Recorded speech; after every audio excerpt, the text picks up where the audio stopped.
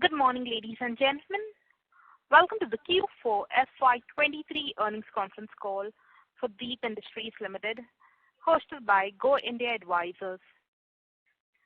As a reminder, all participant lines will be in the listen-only mode, and there will be an opportunity for you to ask questions after the presentation concludes. Should you need assistance during the conference call, please signal an operator by pressing star then 0 on your touch-tone phone. Please note that this conference is being recorded. I now hand the conference over to Ms. Sana Kapoor from Go India Advisors. Thank you, and over to you, ma'am. Thank you, Lizanne. Good morning, everybody. Welcome to the Deep Industries earnings call to discuss the Q4 and FY23 results. We have on the call Mr. Paras Savla, Chairman and Managing Director, and Mr. Rohan Shah, Director of Finance and Group CFO. We must remind you that the discussion on today's call may include certain forward-looking statements and must be therefore viewed in conjunction with the risks that the company faces. May I now request Mr. Paras Savla to take us through the company's business outlook and financial highlights, subsequent to which we will open the floor for Q&A. Thank you, and over to you, sir. Good morning, everyone. Thank you for joining Deep Industries Q4 and FY23 earnings conference call. I hope that you have got a chance to go through our earnings presentation that has been uploaded on the website and stock exchanges. FY23 has been a great year for us, financial as well as operational aspects. Deep has achieved higher revenues, profits, and order book in line with our stated guidance. Before Mr. Rohan discusses the financial performance, let me throw some light on the strategic updates of the company. I am pleased to announce the book has exceeded rupees 1,000 crore order book, reaching rupees 1078 crore at the close of FY23. This represents a YOY increase of 71% and a QOQ increase of 10%. Deep recently secured an order worth rupees 106 crore from ONGC for the hire of mobile drilling rig over a period of 3 years. As you are aware, Deep is a leader in natural gas compression market, commanding a market share of approximately 75%. In addition to this, we have a strategic presence in natural gas, dehydration, workover and drilling rigs, integrated project management, and manufacturing of CNG booster compressors. The Indian government's goal to raise the proportion of natural gas in the country's primary energy mix from 0.5% to 15% by 2030, coupled with supportive policy changes such as reforms in domestic gas pricing guidelines, bodes well for our company. These developments will stimulate the demand and supply of natural gas, creating a need of natural gas processing in which our company plays a significant role. Hence, Deep Industries is poised to benefit from the gas pricing policy changes and the potential surge in natural gas consumption. Furthermore, we are optimistic about the strong bidding pipeline and anticipate substantial conversions in the near future. During FY23, we completed the acquisition of Dolphin Offshore through IBC route and have initiated the implementation of revival strategy. This acquisition will grant Deep with a quick market access to offshore services, which otherwise would have taken 2 to 3 years to achieve the required classification. This will also lead to the diversification of the business verticals of Deep and synergy benefits from existing client relationships. With the overall revival plan in place, the integration process has commenced with the appointment of key managerial personnel and the board, taking control of assets and establishment of offices. Refurbishment of the major assets have begun, and the operational activities are projected to commence in about next 6 months approximately.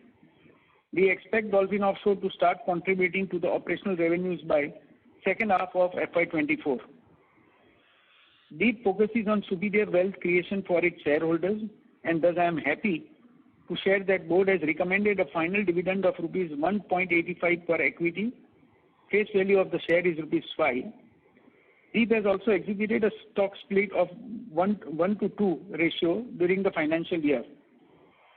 With this, I would like to hand over the call to Mr. Rohan Shah, our CFO and Director of Finance, to take us through Q4 and FY23 financial performance. Thank you.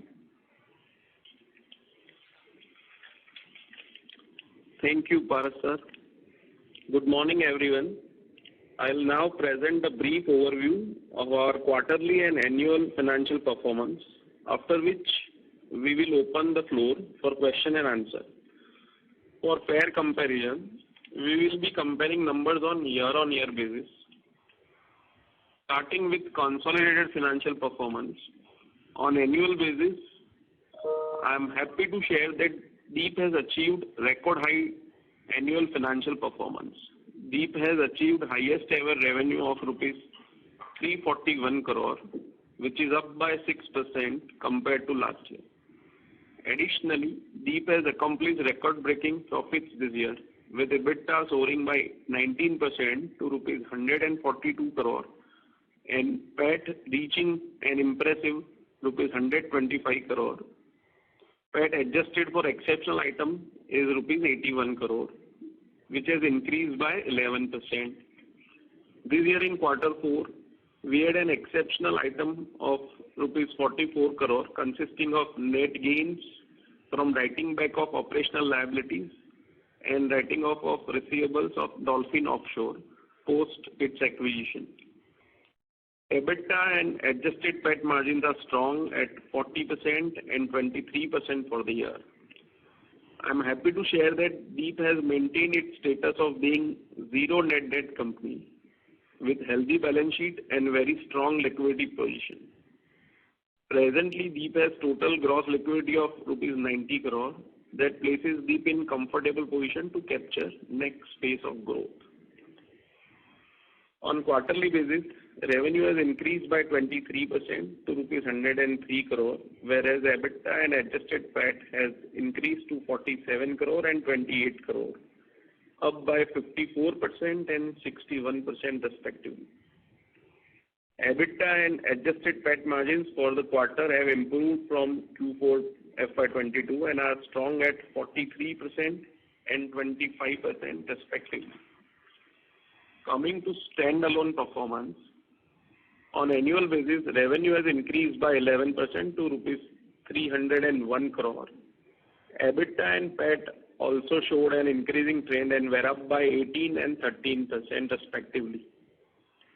On quarterly basis, DEEP showed a rising trend in terms of revenue, EBITDA and PAT, which were up by 15%, 32% and 32% respectively. Overall, FY23 has been a strong year and we expect to deliver great performance for the years to come. We can now open the floor for question and answers. Thank you. Thank you. Ladies and gentlemen, we will now begin with the question and answer session. Anyone wishing to ask a question may please press star in one on your touchtone telephone. If you wish to remove yourself from the question queue, you may press star and two.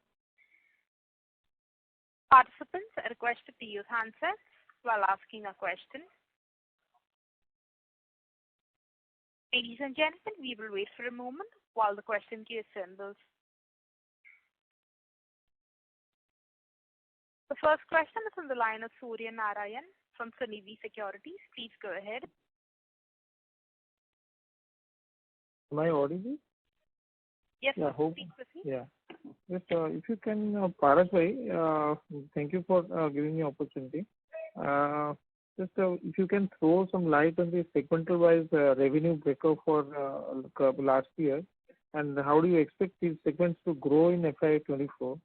And because we and on the revenue side, the revenue visibility is there. So what kind of CAGR in the revenue we can expect?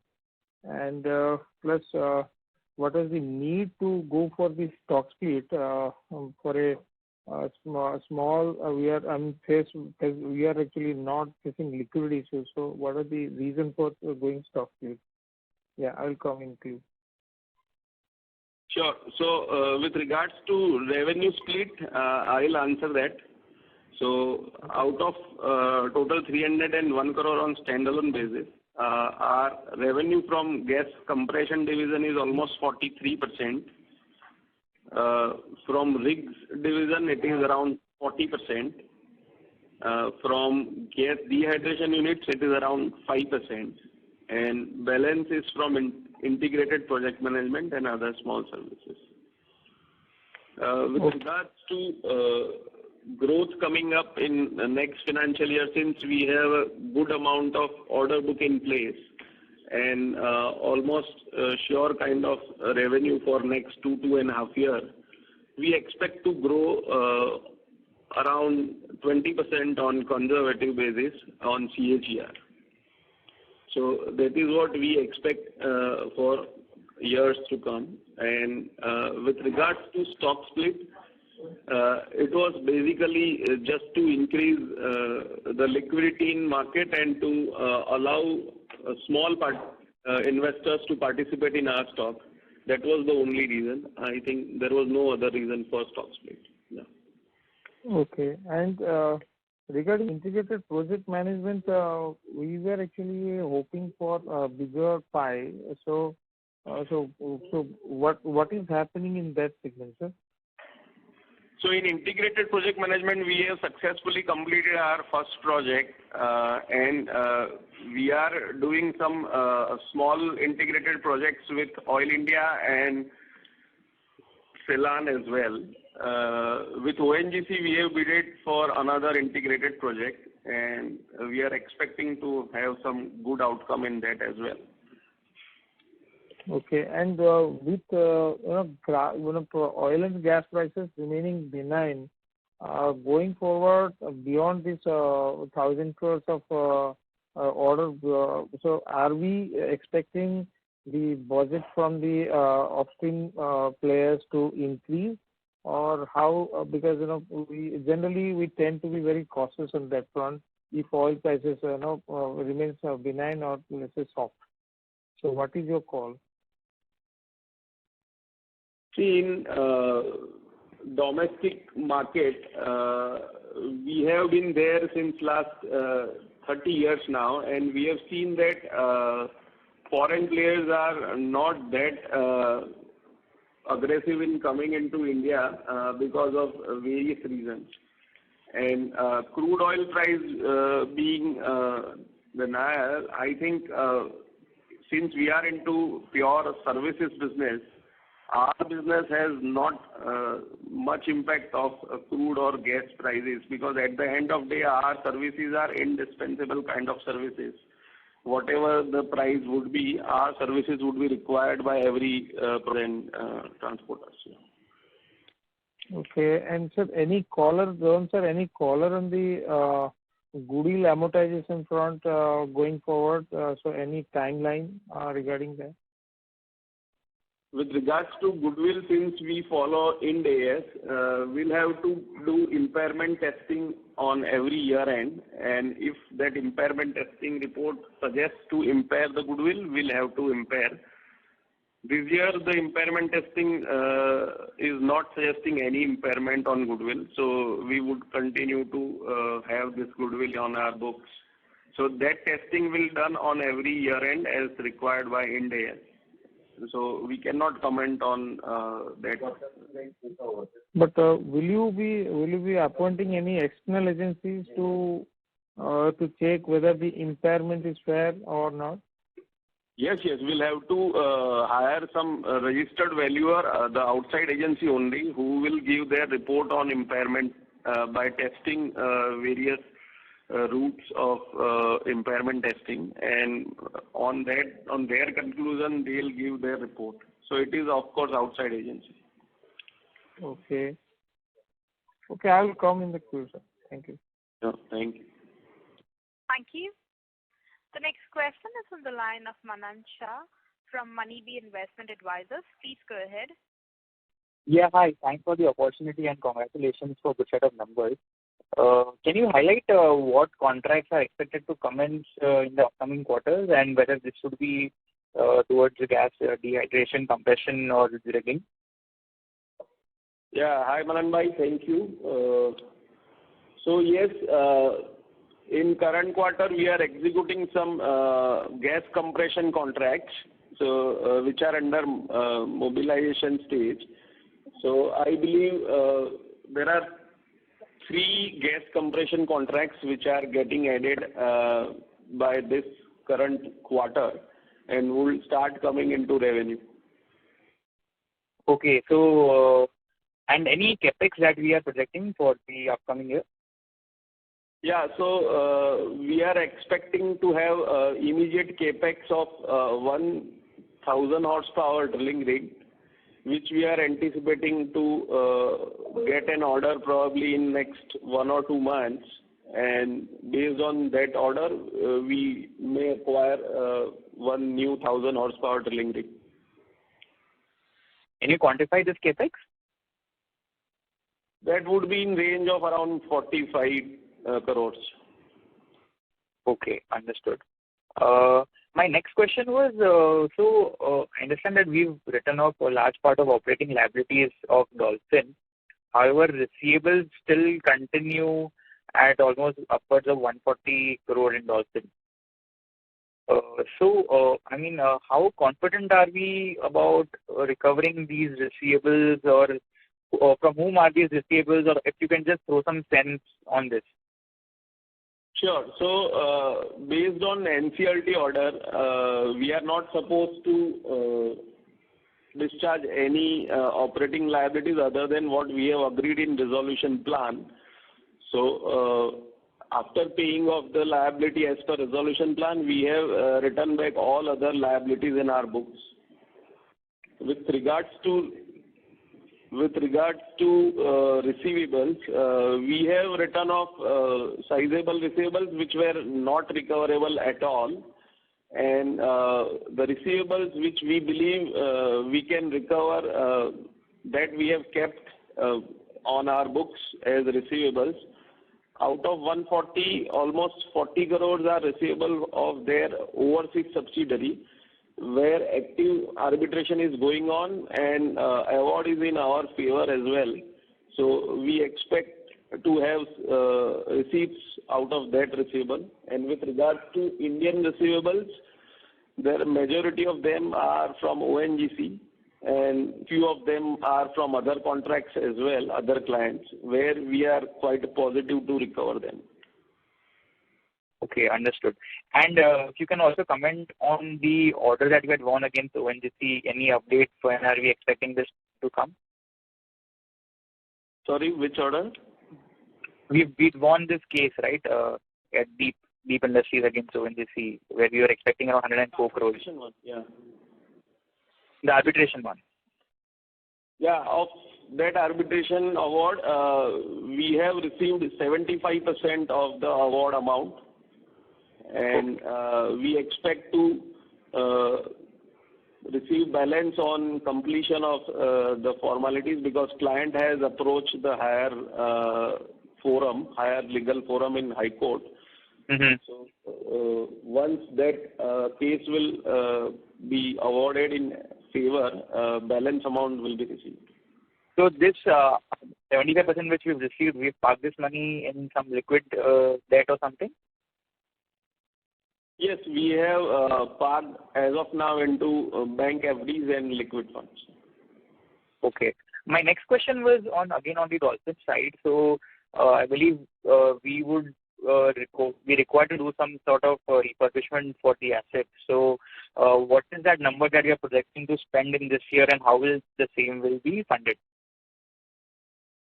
Yeah, so refurbishment process has already been started, and since it is a refurbishment of an equipment which was idle for more than 3 years, as of now, clear estimate is not with us, but yeah, it would not be that great amount, and we expect to fund it either through our or we may go for loan as well. Okay. But we would start bidding for this, applying for bids only post refurbishment, or we've already started, applying for the bids for this asset? No, so we have already started getting expressions from various clients, and the response is excellent because the asset which we are having, I think it is one of the rare asset, and there are only 6 to 7 such assets in entire world. So we are quite bullish on getting business on that asset. And the contracts over here are largely long-term in nature, I mean 2-3 years or longer? Yeah, sometimes it may be longer than 2-3 years as well. But okay. Yeah, it depends on what price and what amount we agree. Sure, understood. Thanks, I'll get back in the queue. Thank you. Thank you. A reminder to the participants, anyone wishing to ask a question, may please press star and 1. The next question is on the line of Karan Dubey from Anubhuti Advisors LLP. Please go ahead. Thank you so much for taking my question. Just wanted an update as to how much revenue are you expecting to get in from second half of 24 from the Dolphin Offshore, and also what will be the margins for the same? See, that depends on how early we put that asset into operation. So as of now, it is difficult to comment on how much revenue we can book out of Dolphin. But we are quite bullish. Even if we get revenue of, say, 5-6 months, then it would be more than 30-35 crore. Okay, and margins, if we get, yeah. Business would be almost same as our business margin. There can be some higher margins as well, but conservatively we are expecting 40-45% EBITDA. Okay, and my next question is there what are your thoughts on the natural gas dehydration? Can you throw some color on it, and are we seeing any progress over there? So natural gas dehydration has, as we had already been saying, that it has got a good prospect. And there is a lot amount of pipeline already laid, and there is a lot of pipeline being laid. So it is a clear-cut requirement from PNGRB that any new line, whenever the gas is to be injected, it has to be dehydrated. So on that front, I think that prospects are still there. But, this process is on. So there is a lot of process to be done before that.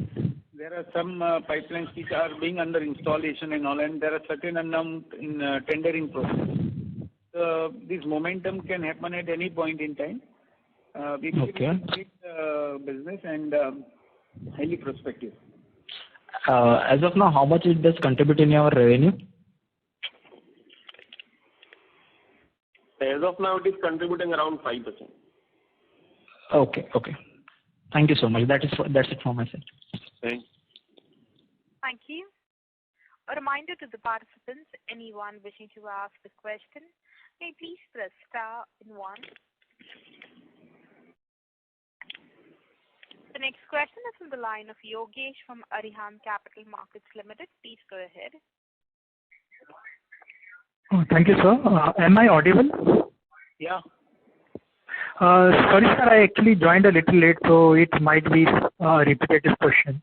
So how do you see the growth of the IPM segment, and what would be your outlook for growth on an overall basis for revenue and profitability in FY24 for the whole company? So under IPM, we have successfully completed our first project with ONGC, and currently we are operating on integrated project management projects of Oil India and Ceylon, and we have bidded a few more projects under IPM with ONGC as well, with Vedanta as well. So we expect a good amount of conversion going forward, and we are quite bullish on this particular business. And sir, what would be your outlook for FY24 in terms of revenue growth and profitability? On revenue growth, conservatively we are expecting 20% CAGR, and profitability we would continue to maintain our existing percentage. Sure, sir. And finally, sir, on the debt profile, what would be the debt trajectory going forward? And is there any threshold on taking debt for the company?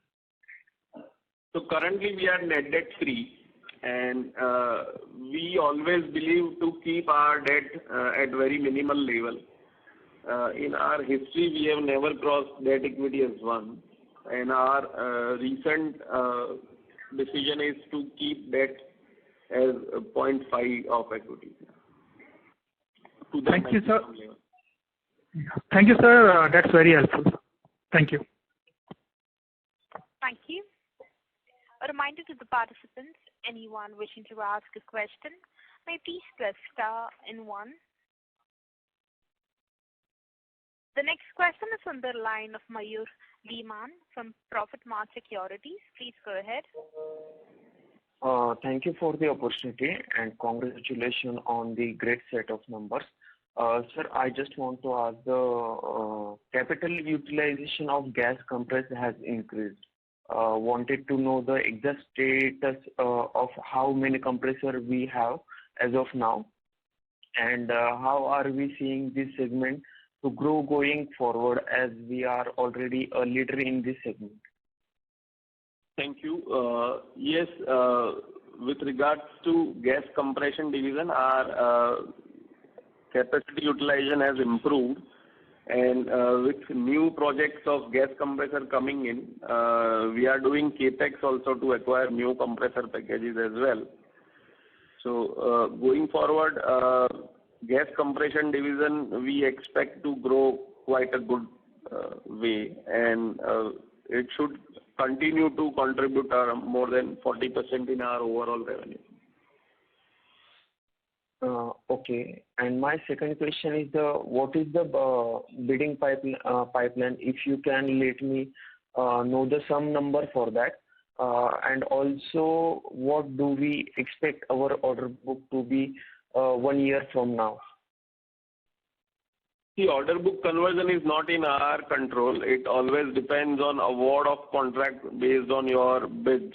But yes, the way we have seen FY23 to grow, so demand in our industry is excellent for our type of services, and we expect to grow order book in this current financial year as well.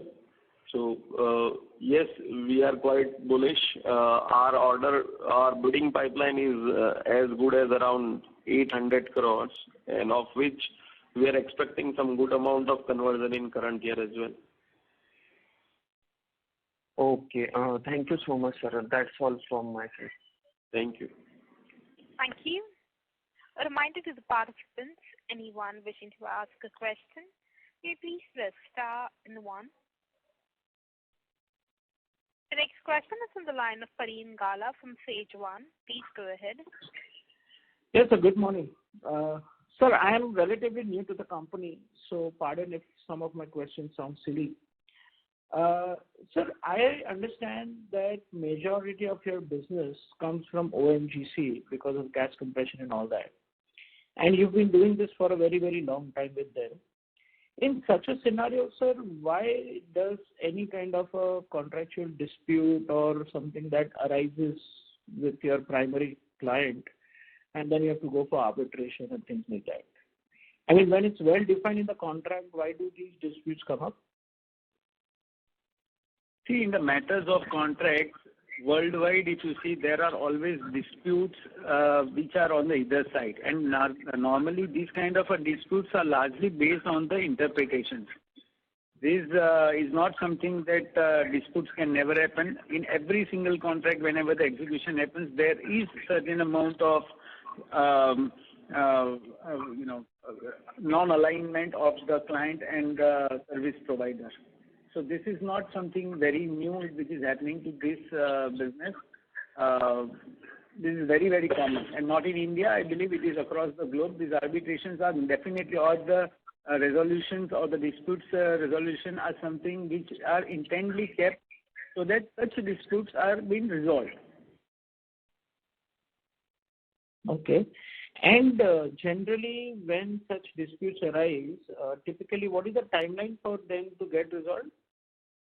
Generally, after the completion of the contract, it cannot normally happen during the during the ongoing operations of the contract. Normally, once the contract is over, then the disputes, if there are serious disputes, the same are being referred for an arbitration. So I believe after the completion of the contract, normally hearing and all those stuff, depending on the claim and all, may take anywhere a period from a year to year and a half.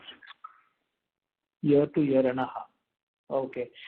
So, sir, in all these contracts, especially ONGC and when you're dealing with government and things like that, when you're, how is the payment schedule? Whatever services you provide, you get immediately paid, and is there some retainer money which is kept till the end of the contract, or how does it work? No. There is nothing called a retainer money. Every invoices are paid in the due course of time. So normally we have seen a trend of payments being in the ranges of about 90 days to 100 days as an average. Okay. For all the monthly billing. So normally it's a process that the invoices go to the field, they get certified through various hierarchies, and then they move to the different locations. So that is, some of the clients would have been paying early, some of them paying little late, but largely we believe that the monthly billing cycle is in the ranges of 90 to 100 days. And these invoices are raised after the service is provided or during the period of the contract? It is within the period of the contract, but the end of the month, in the few days from the next preceding month, we will make the invoice and send it to our clients. Got it. Thank you so much, sir. I'll come back if I will. Thank you. Thank you. The next question is on the line of Kashyap Dedia from Centra Advisors. Please go ahead. Thanks for the opportunity and congratulations on a great set of numbers. So I have two questions. Firstly, can you share the segment-wise breakup for order book that you received for 1078 crores? And secondly, the order which you received from ONGC for mobile drilling of 106 crores, is it recognized or by when will it get recognized?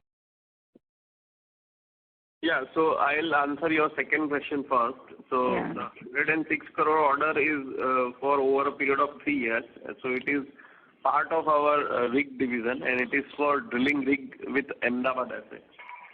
So you can say 106 crore would be revenue would be earned in 3 years' time. And with regards to breakup of our order book, out of 1,078 crores of order, almost gas compression consists of 52% of order book. Rig consists of around 36% of order book. Gas DN consists around 5% of order book, and rest is from integrated project management. Okay. Thanks. That's it from my side. Thank you. Thank you. The next question is from the line of Sanjay Shah from KSA Securities Private Limited. Please go ahead.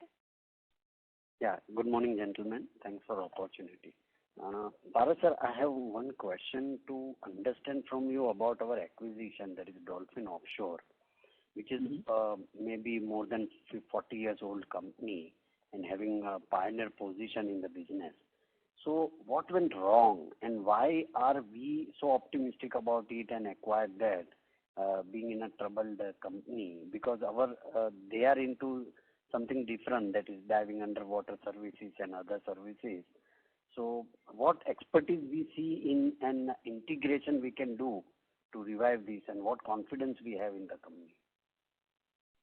Coming to the first question you said, that what went wrong with Dolphin, I am sure the thing that went wrong was their financial management. They were doing things when they were not able to manage the company in the best financial discipline that was required. That's what we believe. They have been definitely in a very dominating position as far as services, as far as repairs of the well platform goes or diving services. So they have been leaders for all these years. Even before the acquisition, we met our clients, and there is a lot of vacuum in this industry. Business has always been very good in offshore segment, and there has been a demand. So if you have to ask me today, we see a lot of demand in this segment. There is a lot of vacuum to the kind of growth that is happening. We believe the kind of experience that Dolphin has would definitely bring a lot of opportunity for the company going forward.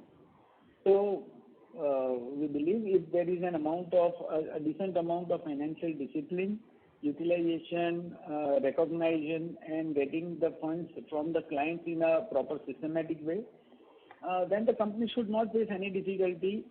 As usual, we have been into the same sector, but the difference is Dolphin is offshore and what we were used to do is onshore. So we almost have a sense of what the requirements are, and we are also operating company for more than 30 years now. So we have a fair and decent idea of how to manage these kind of difficulties. So with this, it allows us a lot of opportunity to be in both these segments. And that's why we feel that we will be fairly successful. That's good. So can we understand that previously Dolphin used to do around 300, 400, 500 crore top line. Is that market of that size still there available for us? Honestly speaking, I believe it is much, much, much more than what even they were doing, because they were doing this before 4-5 years now. And in these 4-5 years, the level of requirement, the level of services, see, a lot of equipment what they used to, or a lot of services what they used to provide in the market, I think the demand has superseded to what the supply is. So I'm just being optimistic. I do not have a clarity on what the answer could be in terms of numbers. But the only thing that I clearly understand is that these numbers are very, very easily achievable in a span of time. That's great. So we are retaining the old staff of the Dolphin, or we have our own expertise in that? We are trying to source the best possible, talent from the market. And we are trying to see what best we can do. We are not very sure that what amount of staff that already Dolphin had, we will be taking use of them or not. But going forward, I believe there is a lot of talent already available in the market. So we'll try to see what best we can get and in the best interest of the company. That's great, sir. Good luck to you. Thank you for answering my question. Thank you. Thank you. The next question is from the line of Mayank Mamania from Mavira Investments. Please go ahead. Yes, sir. Good morning. Sir, I wanted to understand what was the turnover of our subsidiary RAS in Q4 and what is the outlook of FY24 for RAS? So RAS has achieved 17 crore over a year for FY23.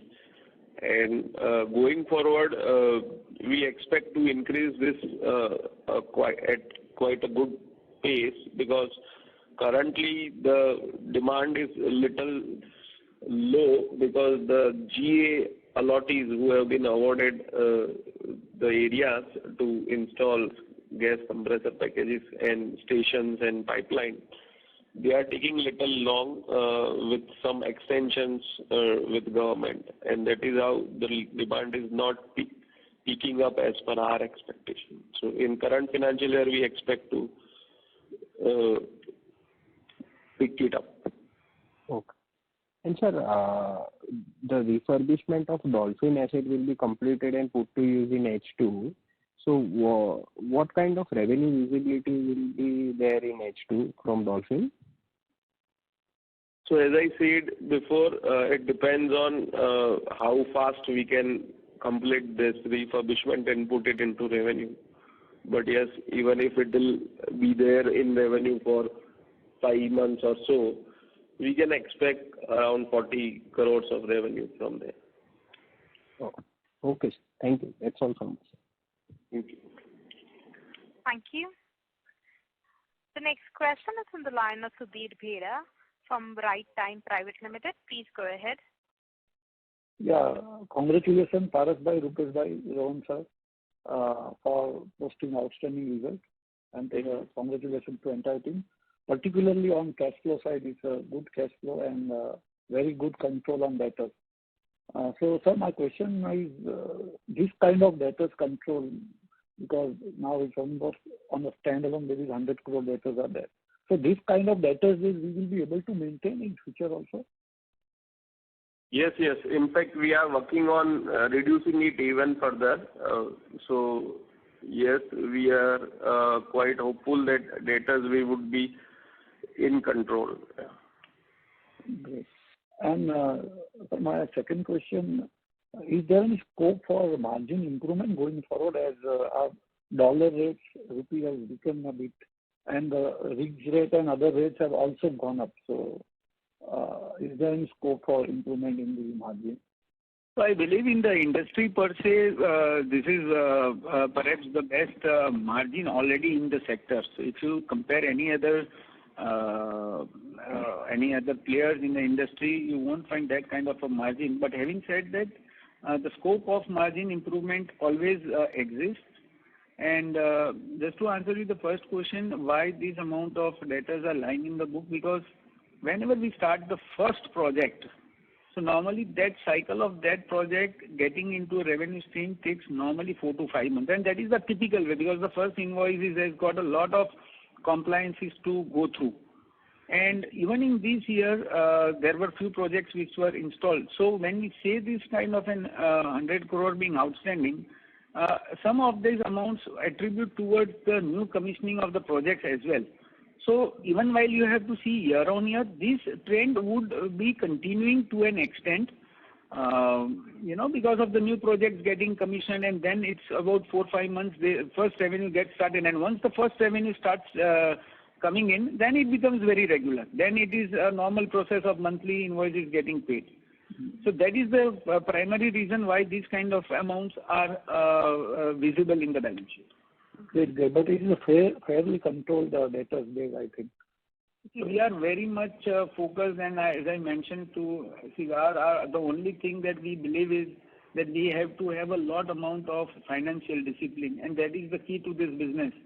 So if we do not getting our dues back, this could be dangerous, and we know this, having acquired these companies where they had gone wrong, so we'll never make such mistakes. We are very, very vigilant on getting our dues.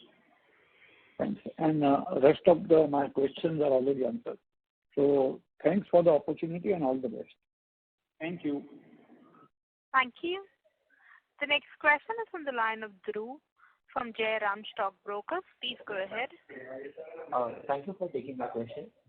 My first question is on the order book front. Dhruv, sir, you're sounding very soft, and there's a lot of disturbance from your line. Is this better now? Much better. Yeah. Thank you. Yes. On the order book front, I have my first question. So, in which segment or in which sector are we receiving the majority orders for, say, this year in FY22-23, and going forward, are you able to see? In which segment are you expecting the order books to flow? The order book for us is increasing on every segment. So yes, there is a little increase in gas compression division in comparison with others. But having said so, the order flow is there in all the segments. Okay. And actually to quantify that what sector would get what kind of a thing is a little unpredictable. So there could be a possibility a year that one segment would be doing fantastically well, the other would be in the bidding pipeline. But as an average, what we have seen is that demand overall in this sector has been quite promising. So you can't expect what segment could be turning out,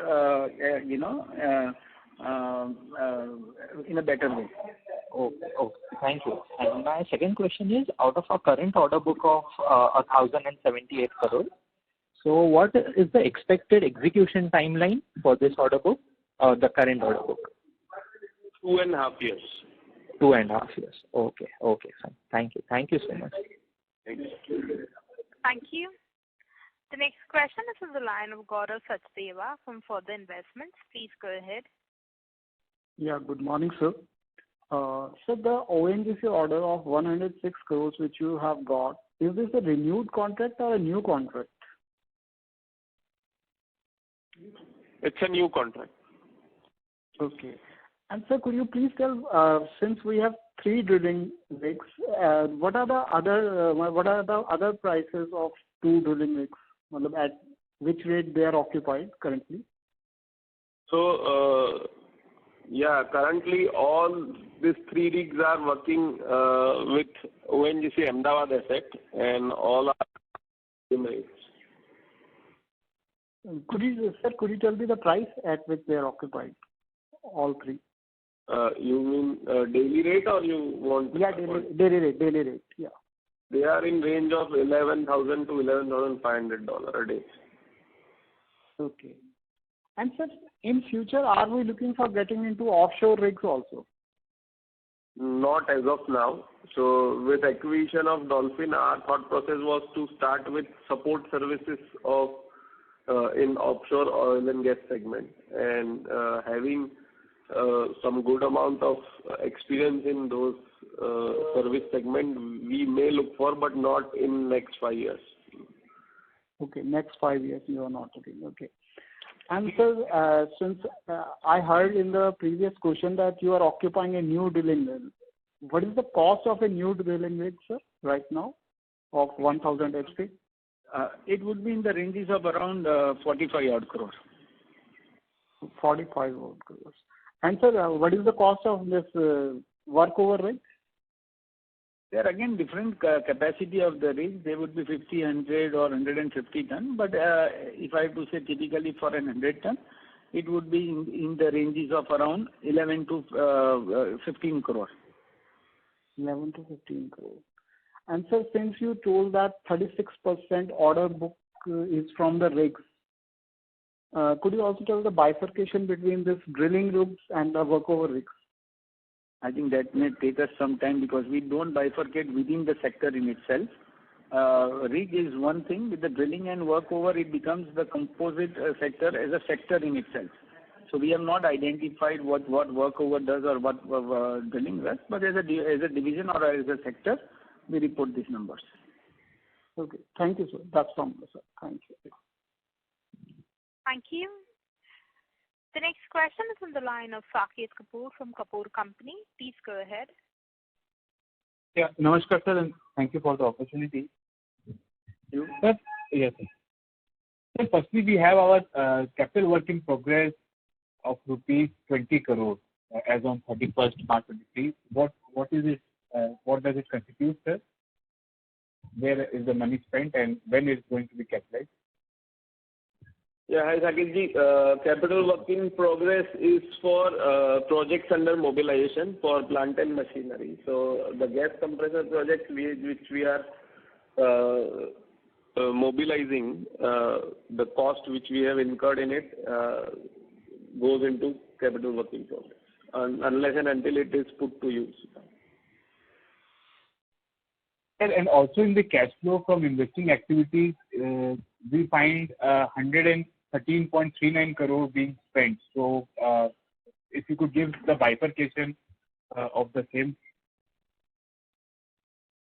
Sorry, I'll have to come back to you separately because that ready calculation is not available. Right. And for the exceptional item part, sir, I missed your opening remarks, sir. If you could explain once again what constitutes this 45 crore exceptional item income. Yeah, so it's a net positive difference of writing back of liabilities and writing off of receivables of Dolphin Offshore post acquisition from IBC. Under IBC, this company comes as under clean slate principle, and you are not supposed to adhere any liabilities post the resolution amount has been paid. So we'll have to write them back into your balance sheet. And if those liabilities are operational liabilities, then they come into profit and loss account. And so it's a positive difference between writing back of liability and receivables. But sir, this line item involves any tax incidence when or is just blocking of the balance sheet and the P&L part? Sorry, I didn't get. Sir, does it occur for a tax incidence also for this exceptional item, or is it a non-cash line item? This 45 crore is only added to the book value in the balance sheet part, or any tax treatment to be provided for the same? Yeah, it would be offered for tax, but since we have a carry forward loss in Dolphin, so there will be no tax outflow. And sir, rightly, Mr. Sandeep, what is the current understanding of yours for the oil and gas sector, especially from the capex from ONGC and Oil India? Where are we, sir, in midst of this capex journey, sir? If you could, from your experience, if you could throw some more light, what kind of capex can we envisage for the entire ecosystem going ahead, sir?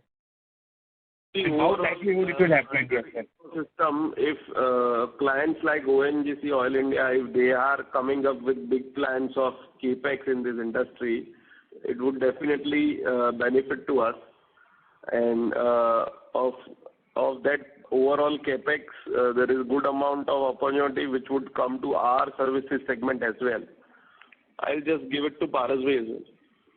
Yeah, on the front of a capex, a lot of assets of, I'll just give a perspective of ONGC. There are many fields and many group gathering stations. They have been operating over 40 years and 50 years. So government, under the leadership of government, ONGC is constantly in the process of, scrapping the old and trying to build the new facility. So while they start building the new facility, definitely the opportunity for these kind of services also would come in place. So we have seen a lot of their equipments getting discarded or they are getting scrapped out from the system. So that is allowing a lot of requirement coming in for our side kind of a business. And also for the fact, if you have seen in last 5 to 10 years, there are private players who have been very, very active. And they are also trying to, come out with a good amount of oil and gas production. So all that put together, putting a lot of demand in the system. Now to quantify that, what kind of a demand that would be, that is really a very difficult answer to win. But what we feel and what we have been always saying for years together, that we are seeing a lot of things getting converted. Now that has been reflected only with the fact that we crossed our order book of 1,000 crores. And going forward, we are quite hopeful to keep adding this order book. So that could be probable answer what you may be looking for. Sir, color you can give on the order addition for the first quarter, sir? As on date, what should be the ballpark number for the order book? Order book for first quarter. As of now, sir, if any nearest event date, if you can give, this was the 31st March order book. We are already at the end of May. So if you could give us some understanding of how the business sentiment has been in terms of order intake for these 2 months. No, so in coming month we are expecting one order to come based on our bids. Other than that, some small re-awards have came in this 2 months. But as of now, the exact number is not available. But yeah, conversion is quite good based on our bidding pipeline. Okay. Thank you, sir. Thank you and all the best. Thank you. Thank you. Thank you. The next question is in the line of Raja Panda, an individual investor. Please go ahead. Am I audible? Yes. Yeah. So my question is regarding the 44.7 crores, that exceptional item from the writing back. So my understanding is that this will be also added to the receivables, right? So we have not received the actual cash; it will stand in the books as receivable. Is that correct? No, so it's a writing back of operational liabilities. So we are discharging of our liabilities by writing them back. So that comes as an income to my profit and loss account. And that income would be reduced by writing off of receivables. The receivables which will not be received have been written off. So the difference between writing back of liabilities and writing off of receivables has been identified as gain in profit and loss account, and that would be business gain. Okay. So the second question is, recently Adani Gas announced the opening up of the huge project in Dhamra, right? 6,000 crore LNG import project. So my question is, does this kind of LNG import also has a need for the gas compression services like what we provide?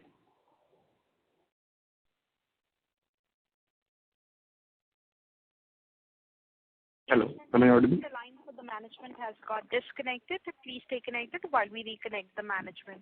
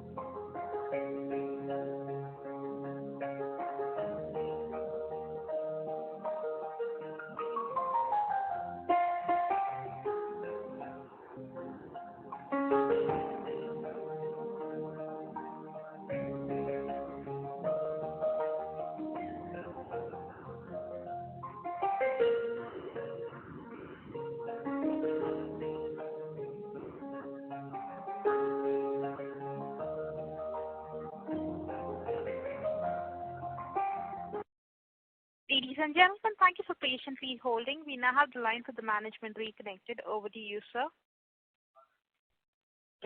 Yeah, hi. Sorry, there was some line issue. Yeah, no problem. Sir, my question is, recently the Dhamra project was announced where LNG import of a roughly large amount from Adani Gas is going to happen. So my question was, does the gas compression services that our company provides are required for such kind of import? Yeah, it is very much needed. So we have been in past already providing services to Petronet LNG, KLPL, and we are already doing it for GSPC LNG right now. So this requirement of compressor is definitely going to be for any new LNG terminal that is going to come up.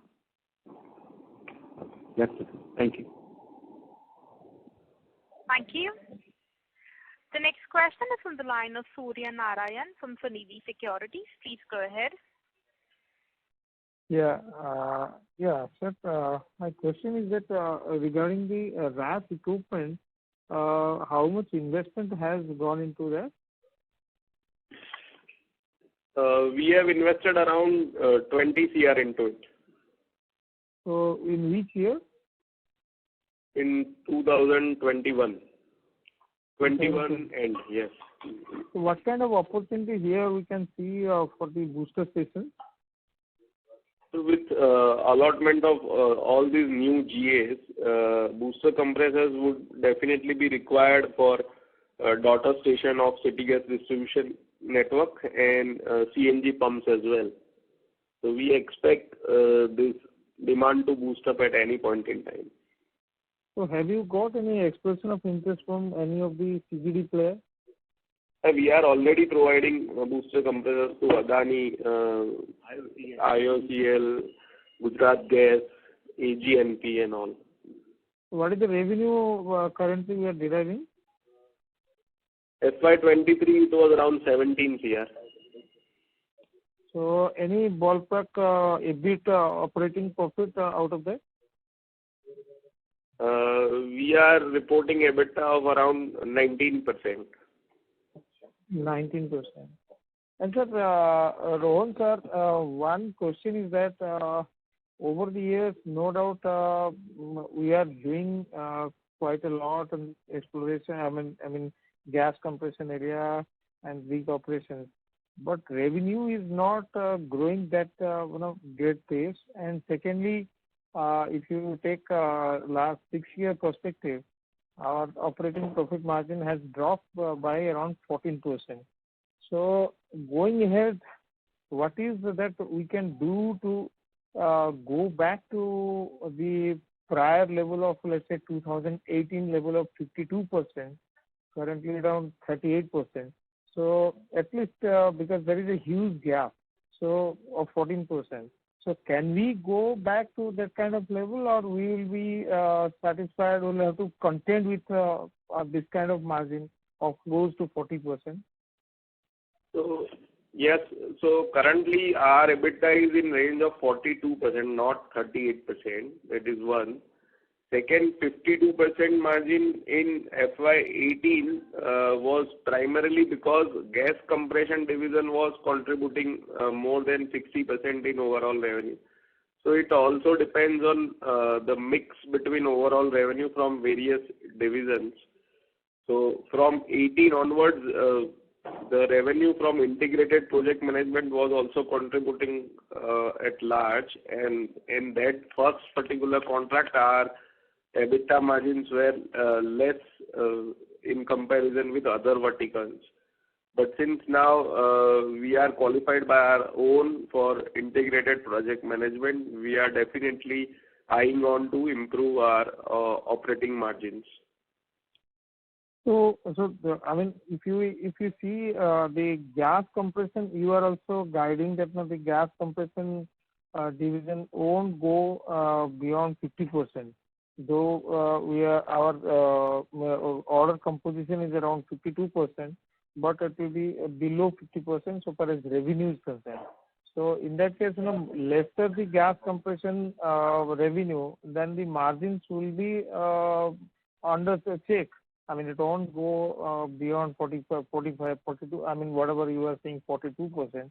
It won't go beyond. So, is there any chance we can get higher operating margin? Yes. So, as I said, in our overall revenue mix, gas compression is contributing around 40 to 43%, and with other business verticals, with improvement in margin, this margin can go up. I would like to mention here is in our industry, EBITDA of 42% is highest, and probably no company other than us is reporting such type of margins. So we need to keep point also in our mind. And having said so, we are definitely working on improving our margins.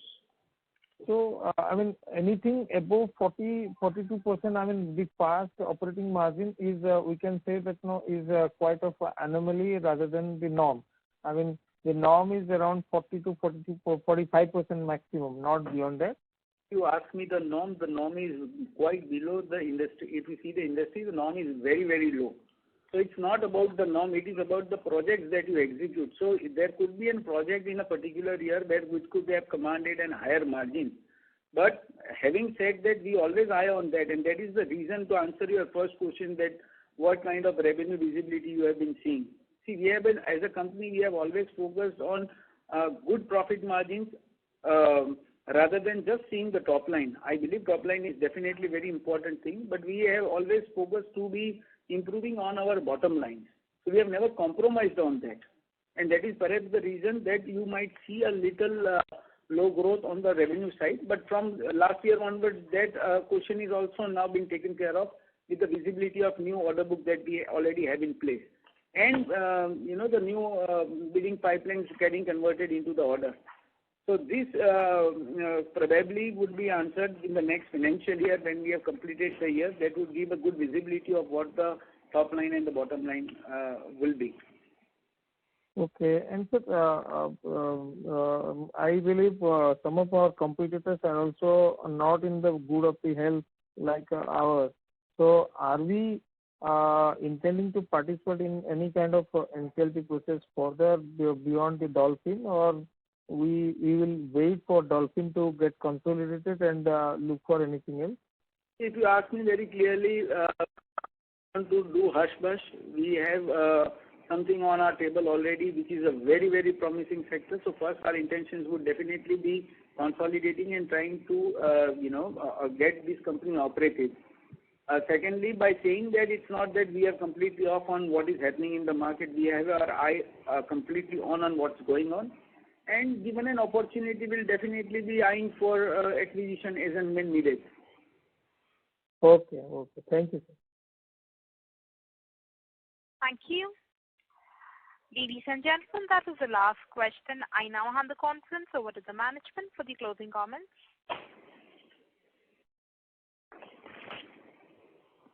Thank you all for joining the call. At the end, I would like to say that healthy bidding pipeline, strong order book status, diversification to offshore segment, zero net debt, and strong liquidity position along with the hard work and commitment of our team augurs well for the success of Deep Industries. We hope that we are able to resolve all your queries. If you still have any follow-up questions, please feel free to reach out to us, our investor relations, Go India Advisors. Thank you all once again. Thank you, members of the management team. Ladies and gentlemen, on behalf of Go India Advisors, that concludes this conference call. We thank you for joining us, and you may now disconnect your lines. Thank you. Thank you.